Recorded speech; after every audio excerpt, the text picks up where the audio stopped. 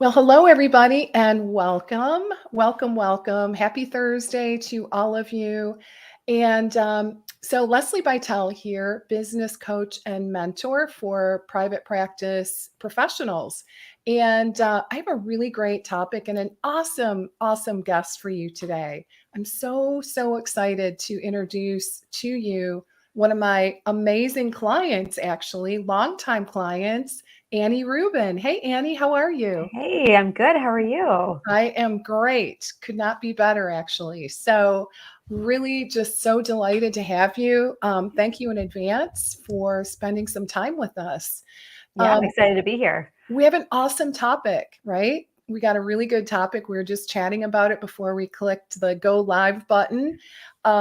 And that is, we're going to chat all about creating what we're what we're calling intensive group programs, right? So you guys are, I think many of you familiar with my profit pyramid model. And basically, that profit pyramid, remember the very top of that profit pyramid is your high end programs, usually one on one. One level down, which is a level B, is really where we're going to spend our time focusing today on, again, like that hybrid, intensive group program. Okay. So we're going to break it all down for you. We're going to talk a lot about the benefits to expanding your business through these types of offerings, the importance of choosing a program that fulfills a specific need within your target audience. Okay, so that is super important. And not only the structure, like what do you include in a program like this, but also, very importantly, how do you go about filling it? So, really great stuff. And I will just say that that level B in that profit pyramid, that one step below the one-on-one, is I'm really seeing a lot of my clients have tremendous success focusing right there. Okay, because it is a hybrid, right? So your client will get that personalized attention that they desire, but also, you are able to somewhat scale, right? Like some of the stuff you're repeating all the time, day in and day out, that's the content that we want to bundle up and, basically make that into a more scalable component of your program. All right. So with that all being said, let's jump in. Again, so happy to have you. I was, as I said, I looked at my calendar and I was like, yay, Annie, I'm so excited to be able to chat with her. So I've known Annie for a while, right? Gosh, how long has it been? Since 2020, we started working together, like right Okay, before the pandemic started. that's So right, yeah, right. So, and it's such a pleasure to be able to, watch your, just kind of be able to be a part of your journey and really witness your growth, right? And so, why don't we kick things off by tell us just a little bit about you and how your niche, just a little bit about your background. yeah. So this is actually my second career. I used to be in banking, and I made the switch to nutrition because it was something I was just always very passionate about, and I felt like there was a need for it. Within kind of my own community and just in large, I just have seen so many people who have struggled with, health, and I think Mhm. nutrition can be a big component of that. So, I worked in a hospital setting for a while, and then right around like it's right around the birth of my second child, I decided to start a private practice. And when I connected with Leslie, I was at the point where I really wanted to start to grow it. I wasn't seeing much growth, and so she really helped me kind of focus on a specific niche, and that niche ended up being autoimmune and inflammatory disorders, because I myself suffer from an autoimmune disease. A lot of people in my family have as well, and I felt like there wasn't a lot of nutrition counseling for this population, and I thought there was a pretty big need for it. So that's kind of where my practice started and grew from there. Amazing. Yeah, it really seems to have turned out to be a great fit, all things considered, right? Yeah. I mean, I love working with my clients, and, I learn a lot myself. So it's been a Yeah. really great experience. Yeah. So many people are frightened to niche down. What are your thoughts around that? I know this is a little off the cuff, but since you have done it yourself, how do you feel like it's worked out for you? I was terrified to do it because I felt like I wouldn't have enough clients. It Yeah. would be like way too specialized. And so when I actually started kind of building out my practice, I had a couple of different areas of focus. I did autoimmune. I also did more intuitive eating and kind of Mm, general wellness, because I was really afraid. But I was finding that more and more of my clients tended to be more interested in the autoimmune kind of component of my services. And then I also felt that I was just I was servicing those clients better. And because I think I was more passionate about it. So I really decided, a couple of years ago to just stop everything else and just focus on autoimmune. And it's made a huge difference. You know, I haven't lost clients. I've actually grown. My business has grown pretty substantially over the mhm. last couple of years. So it was probably one of the best decisions I ever made. Yeah. People want specialists, right? Right. They really do, especially when they have, a diagnosis like an autoimmune disorder. So yeah, I can understand how it would be so helpful. And the interesting thing, I don't know if this is, I don't know if you do this, but just kind of thinking through mindful eating, it seems like you could integrate some of those strategies with your clients, right? It's just Yeah. right. I So, do. Yeah, because a lot of it is, noticing how foods make you feel and, if right. there's an inflammatory component to it. So I am able to incorporate a lot of the mindfulness and almost intuitive eating kind of with my clients kind of under the rug. Right, So, exactly. Yeah, yeah. I love that. So even I mean, for those of you that are maybe in that boat where you're a little bit cautious or frightened to niche down, that is the important thing to remember is you can still integrate a lot of different strategies in your toolbox in order to help your clients achieve those desired results. So it doesn't have to be, like a lot of people are worried, like it's going to be boring. I'm going to get bored. It's just not enough variety. I think you'd be pleasantly surprised. Yeah. So I'm taking a look at our comments. Hey, Shirley, welcome. So good to have you. Some people I cannot see Facebook unless you click that little button that allows me to, or allows Facebook to share your name. Otherwise, I can't tell who you are, but hello. um, all right. So let's see here. All right. So you decided on your autoimmune niche, and it has turned out that it actually helps you to attract more clients. So in your practice, then I guess give us a little background on what was it that propelled you to create another entirely new service inside of your practice. So I was finding that, as I was getting more and more one-on-one clients, I was feeling a little stretched thin. And so and for some people too, my pricing was out of, Yeah, it was too expensive for them. But I don't want anyone to not be able to get nutrition help if they can't afford it. So right. I'm like, what are ways that I can kind of get around this? So then I decided to try doing a group program to see, if I could reach more people at a lower price point. And, to be honest, the first group program I tried, it was a more lower cost, standard, more like a, you know, Like a program webinar where, series? yeah, like a webinar series. Uh-huh. And I got no one, I got one person to sign up. 'Kay. So that was kind of frustrating. Like, well, maybe my population doesn't want a group program or doesn't need it. But Mhm. I thought, there has to be some way that I can still reach more people at a lower price Right. point that Good for you. would work for me. Yeah, good for you for I'm so happy that you were persistent.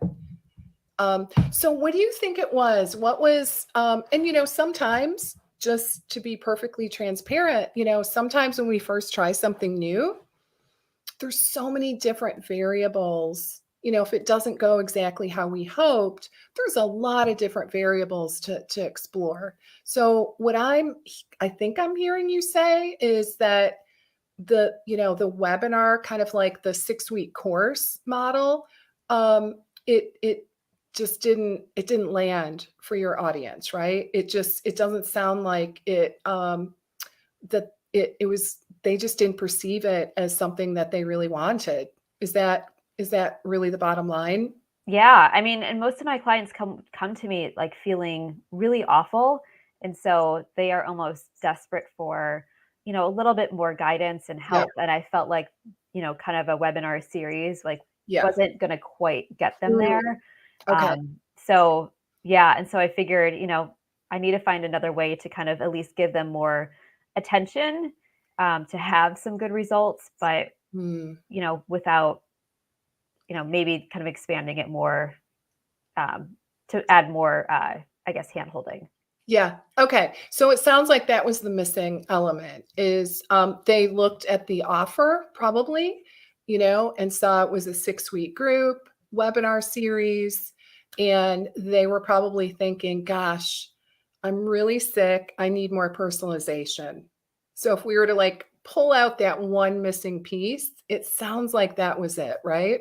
Yeah, I think so because, then I went ahead and changed my approach and I decided, I kind of looked at what I'm offering my clients now, my one-on-one program, and I'm like, how can I make this into a group program where I'm still giving them the same amount of, information, the same amount of guidance, but just in a larger setting. Um, and so that's how I kind of, came up with my more high touch intensive group program that really mirrors what I do with my one-on-one clients, but it's at a lower price point. It's a group, and and the nice thing about it too is there's a community aspect to it, which I think a lot of my clients didn't realize that they needed, but once they have Mm. it, that is kind of a nice, just extra bonus of doing the group program. Absolutely. Especially in this day and age, I would imagine just that feeling of connectedness with Mhm. other people that are also, potentially struggling with similar issues. So quick question, do you work with a variety of different types of autoimmune? I do. Okay. Yep. So, and how does that work in a group? Like if they've got, Hashimoto's over here, maybe celiac over there, do you find any challenges with that? So, I mean, the general kind of the way I approach all my clients is it's not the same because everyone's different, Mhm. but kind of the very general sense of just basic nutrition for reducing inflammation can be applied to anyone. And Right. then what I do with, recognizing that everyone's disease is slightly different and you have different needs, I add in those like a couple of one-on-one sessions. So there they get my real like personal attention. They get a little bit more guidance that's more directed specifically for them in terms of, what other dietary things they can do, maybe what supplements, lifestyle, those types of things that kind of help their specific disease heal. So, in general sense, they get kind of my overall nutrition expertise, but then within the one-on-one, um, offering, they get a little bit more for them specifically, which I think is has been really nice and worked and has been working really well. Awesome. That's so good. So yeah, that's really interesting. That you can, put a variety of different diagnoses inside of one group. And I think it's really encouraging to hear that how well that works and just how powerful that can be. So basically, in terms of why you decided to create this type of program, it sounds like a lot of it had to do with price point, right? Being Yep. able to offer really high quality services that are extremely result oriented at a lower price point with the benefit of having a sense of community that really isn't probably happening with your private clients, right? Right. Yeah. So that is like a really interesting point of differentiation is Right. that community aspect. And I think a lot of times with autoimmune diseases too, people aren't very open about sharing about them. Okay. With my own experience. I mean, I have my own autoimmune disease, and I didn't tell people about it for years. Like no one Okay. knew that I had one. So it's very Interesting. isolating. So I feel like Yeah. when you have a community of people who are going through the same thing as you, it Yeah. can really kind of open up a lot more pathways to healing and feeling that you're not alone in this journey, which can be really, hard and yeah, isolating. Oh yeah, for sure. Okay. Let's see here. Hey Sharon, welcome. Yes, let's get right into how you structure your offering. Great question. Yep.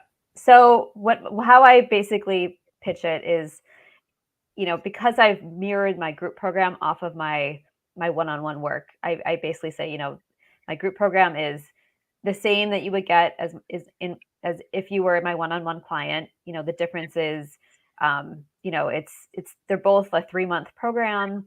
Um, with my one-on-one clients, we meet every other week. With the group program, you meet every week, and then you get 2 additional one-on-one sessions with me. So, there's basically 10 group sessions and then 2 one-on-one sessions to cover the 12 weeks. Okay. Um, yeah, and then they have the option to do biomedical testing. So a lot of people in my last group did food sensitivity testing. Mm. And that too, I can discuss that in my one-on-one visit, so they don't feel like they're missing out on that kind of personalization that I give them with my one-on-one work. So they still have that option as well, which I think is a really nice bonus.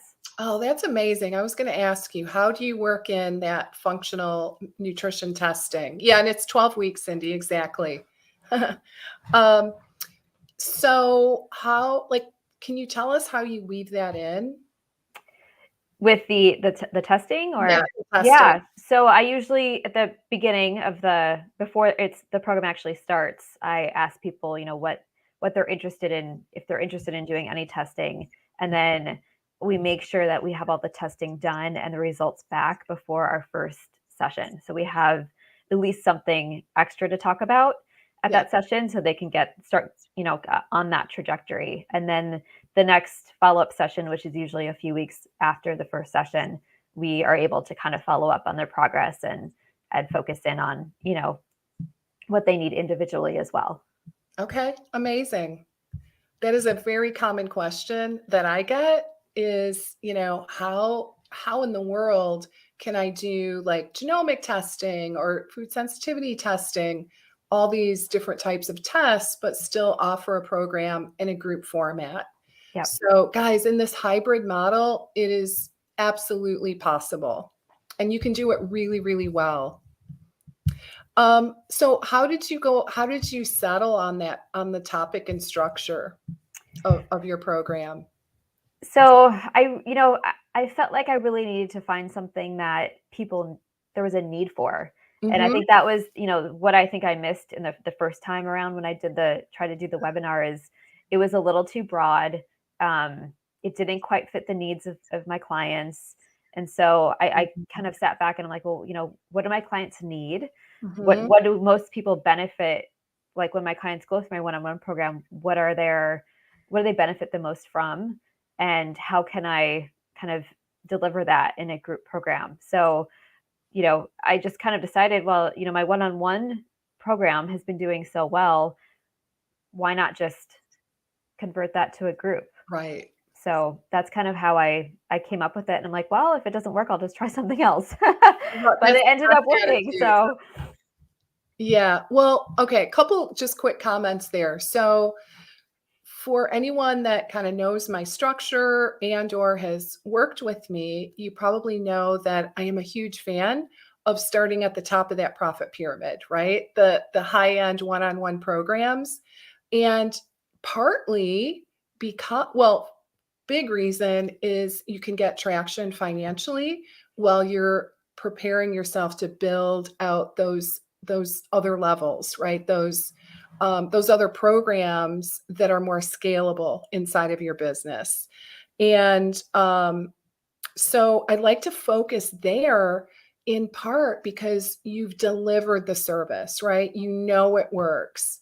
And you can literally take that exact framework that you know and trust that you've created for your one-on-ones, and you can just move it over here into the group format. And I would say, that is probably the best way to go about it. But I guess the only caveat is that, ideally you would have experience in delivering that format in the one-on-one, just like Annie did. Because she, went into it confident, like, I know this works. And guys, confidence it's really half the game, truly, wouldn't you say? Like, confidence that it's going to work. Yeah. And even, when I kind of pitched it to, the first program, when I was pitching it to clients that I was speaking to on the phone, I knew that it would work because it's the same stuff that I do with my one-on-one clients. So I said, listen, like, it's the same exact thing that you're getting. It's just a group program. And that's really how I got people to sign up for it. Okay.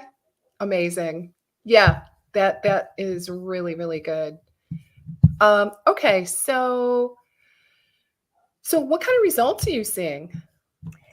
So my last group program I had, it was actually the first time I did it. I try to keep them small. So I capped it at 8.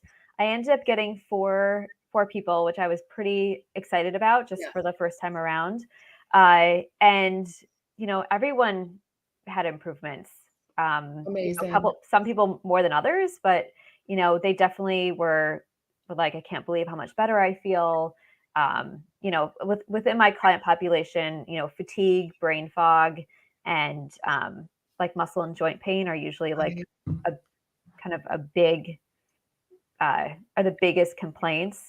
Digestion too, but and everyone saw, I gave them like a symptom score to do like every week, and you just watch the numbers drop. I mean, it's pretty awesome to see how well people do.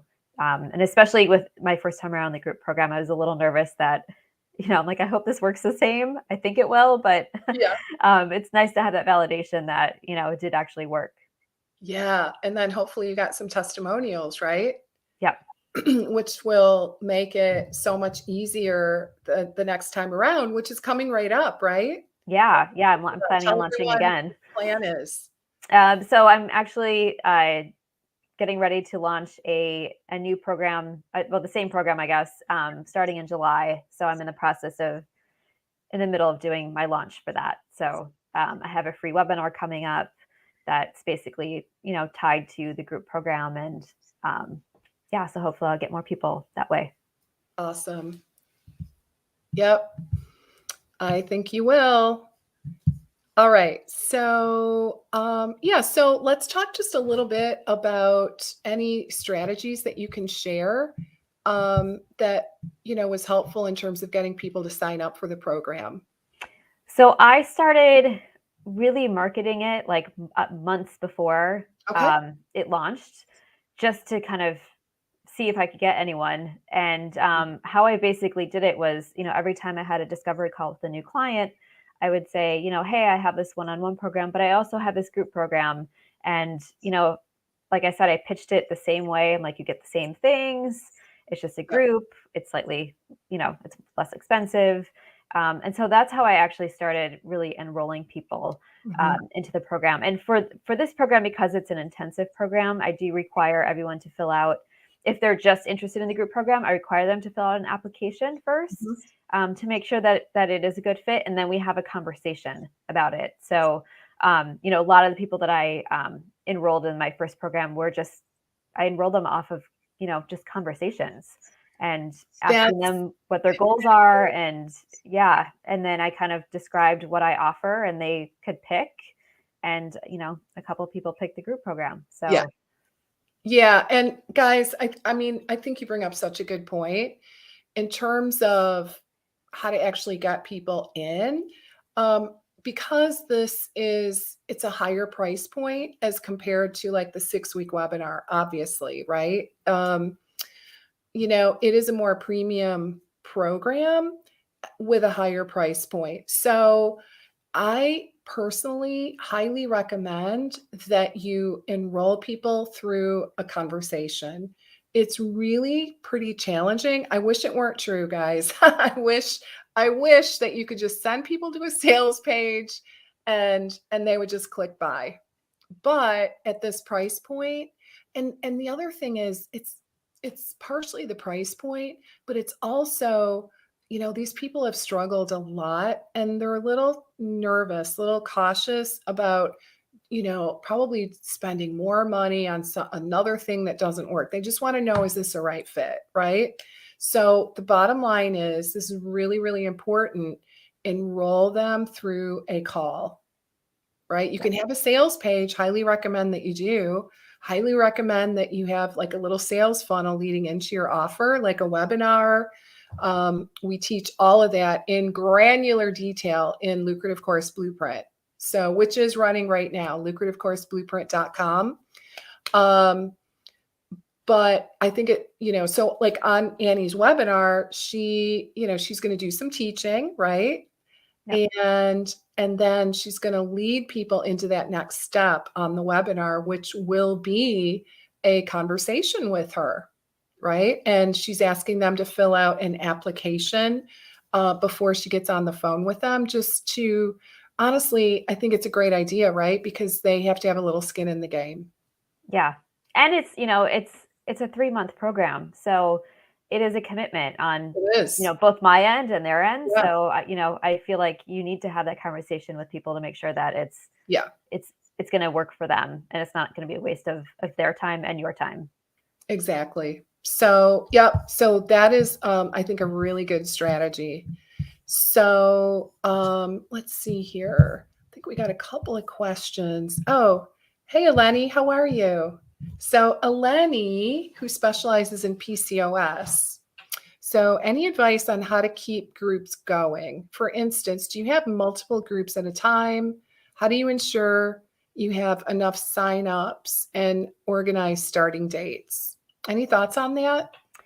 That's a great question. So I had just finished my group program at the end of May, beginning of June. Mm-hmm. And then, I think if I were a little bit more organized, ideally, I would have started the launch program, the launch sequence, and, getting people in like in April and May, so I could start it again in June. Mm-hmm. But I just, May is crazy, so I didn't. Yeah. So now I'm giving myself a month to kind of between when the group ended and then the next one. But for the next group, I'm going to try and schedule them a little more back to back. So I can kind of fit another one in before the end of the year. Yeah, exactly. So yeah, and in terms of how do you ensure you have enough signups, it's honestly, I don't know if you have any thoughts on that you want to share, Annie. I always mention it now whenever I have a discovery call, even if I don't have like anything like really planned. I'm like, hey, I'm doing another group. It's going to start maybe around this time. Yeah. Sometimes I'll offer, like, if it's really far out in advance, I'll throw in like an extra coaching session or, maybe like an extra, just something to kind of get them started. Yeah. Agreed. That's a great idea. Yeah. And, I would just say the other thing is, it's list building. It's like, you constantly looking for opportunities to get in front of your audience and to grow it. Right. So, I really recommend looking for opportunities to guest podcast, right? Like getting in front of other people's audiences can be extremely helpful to really help you to jumpstart this whole process. And I think it can be really helpful to plan, like if you can get in front of other people's audiences around the time that you're launching, obviously that can be a big win too. But I like to do it year round, especially in those in-between times, so that I can kind of start to ramp up for the next thing. Right. Yeah. So, but you do bring up a really, really important point, and one that, we really do have to be cognizant of, right? So, bottom line is I always feel like we need new people on our list, so we don't just burn through our list, right? Yeah. So the other thing too, which I did, and I ended up getting a few bites on it, was I started a wait list for my program. yes, I was So just going to say that. yeah, so I had changed my sales page with like the group program application to say like, hey, another group program's coming, jump on the wait list. Yeah. And so actually just yesterday, I had like 4 people on my wait list. And so I, sent them emails like, I'm Amazing. pre-enrolling, let's set up a conversation, a time to meet and chat so we can get you in. Yes, so good. And that was something that I think we talked about in Epic, which is a mastermind that I run, that Annie is a part of. And interestingly, that strategy, the waitlist strategy, another one of our colleagues in Epic was saying that because she has kind of the same type of program, like she repeats, it's actually very different content, different audience, right? But very similar kind of structure and frequency in terms of launching.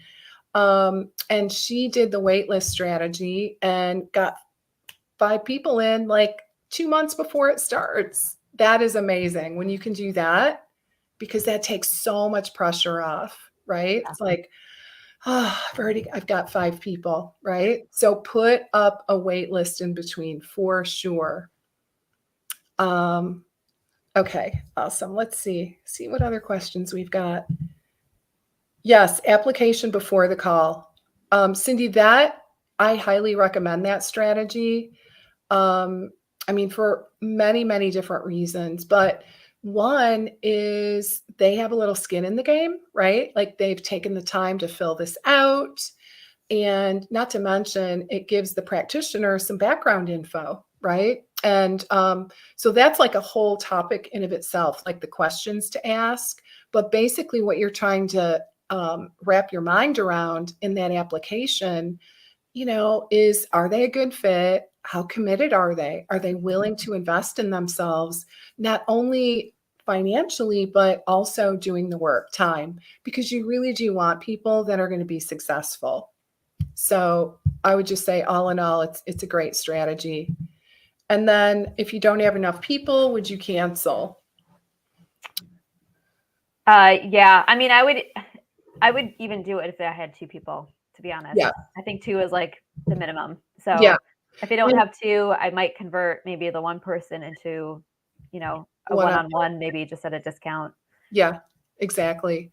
So yeah, it's interesting. So I had a client not too long ago that, kind of threw together a group program. I mean, not threw it together, like was methodical, right? Put it together.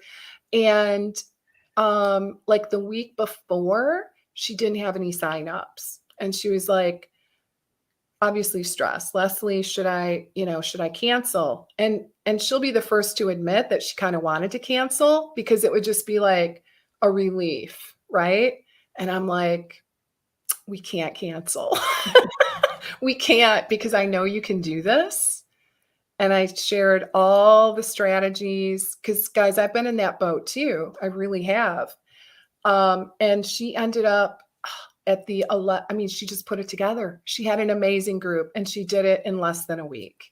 So like it really can be done. So like, I guess my answer to that is you can always get more people, right? You can always get enough people to run the group. Most of the time, I would say like 99%, but you do have to really put yourself out there, right? Like you may have to go through your list of people that you've talked with over the past year or so, and perhaps they couldn't work with you. Those are the people that you want to get in touch with and just, let them know, hey, I was thinking of you. I put this new program together. I honestly, based on what I recall of our conversation, I really think you might be a great fit. Would you like to jump on a 15-minute chat? Right? So it doesn't happen magically. In other words, you really have to, it takes some effort, but I think it's really worth it because wouldn't you say, Annie? I mean, it's just so much fun. Yeah. Yeah. No, I mean, I had such a great time doing it. And now, the first time around is obviously hard because you're putting everything together. But now that it's done, I'm like, it's so much easier. And I can't wait for the next one to start because it'll just be less stress for me. Exactly. So let's see. Do you just cover nutrition or even other challenges your target audience has, like stress management? That's a great question. Yeah. So I do both. I do lifestyle. A lot of it is nutrition, but for this last one, I brought in some guest speakers. So I had someone who is actually someone I went to high school with who now specializes in stress management. So she spoke to the group about that. I had someone come in to talk about CBD supplementation because that can be really helpful for autoimmune diseases as well. So, I had someone talk about that. And then I, myself incorporated some other lifestyle things because it is, when you're healing from an autoimmune disease, it's not just nutrition. There's a lot of other kind of aspects that people need to consider. So I kind of just at least present those in a way to have people start thinking about them. And then if they want to explore other avenues with other practitioners who might be more experienced, then they have that knowledge to do so.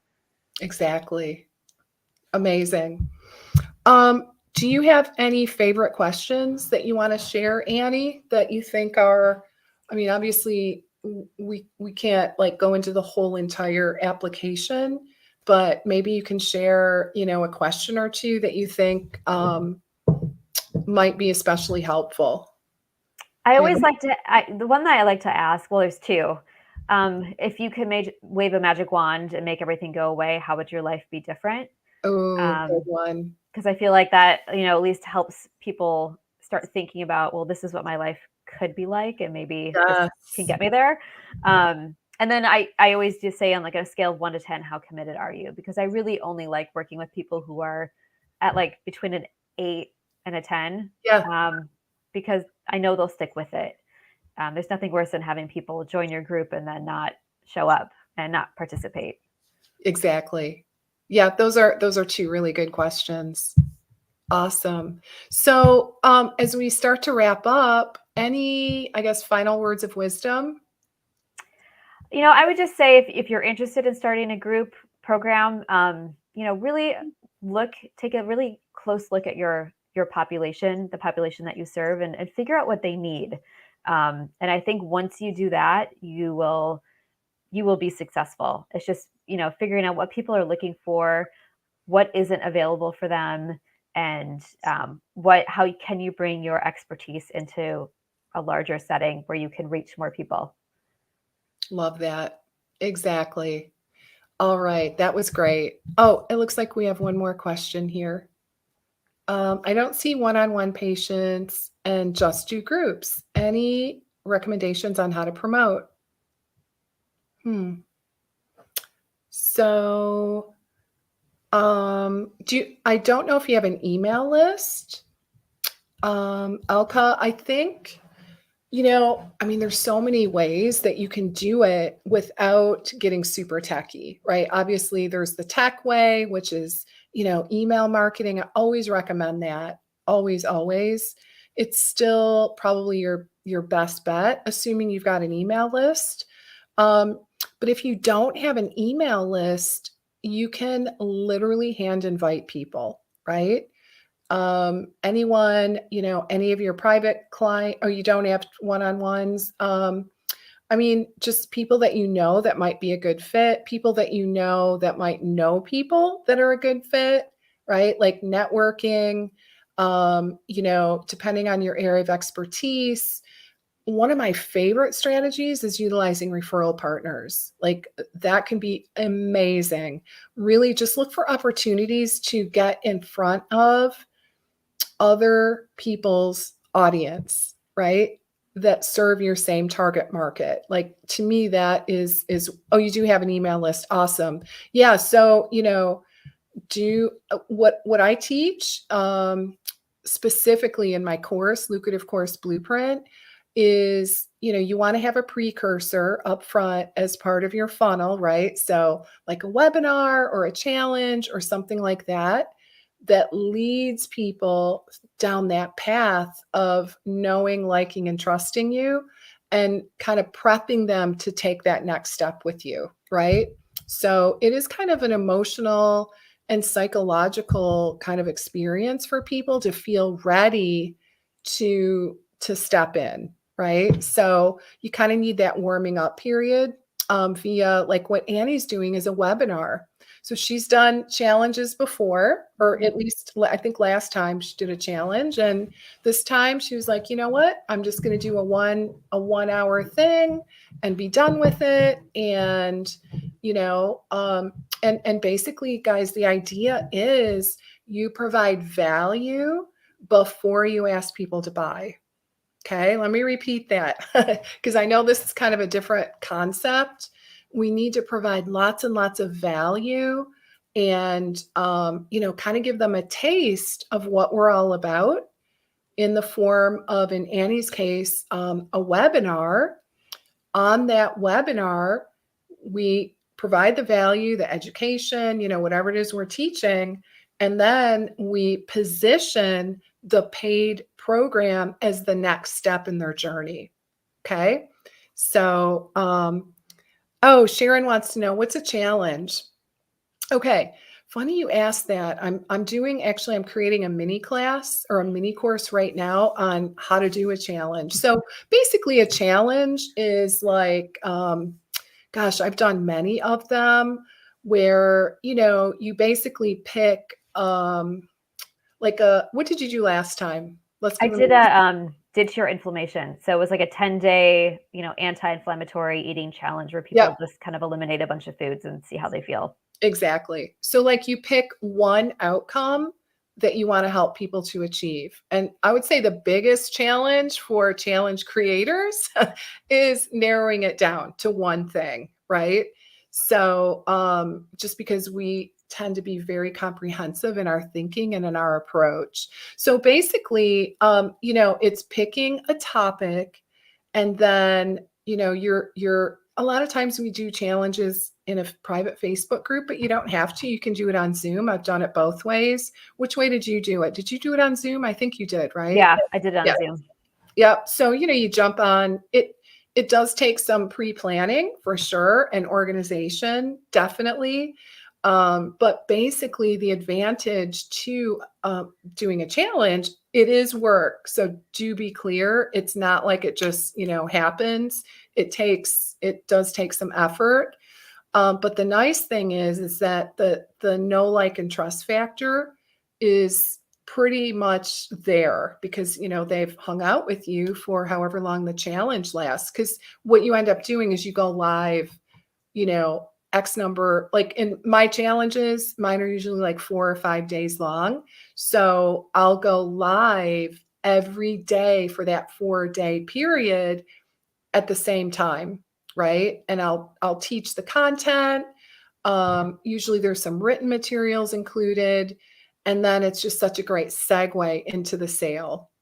So hopefully that helps. It is a little bit, it's a great strategy. It really is.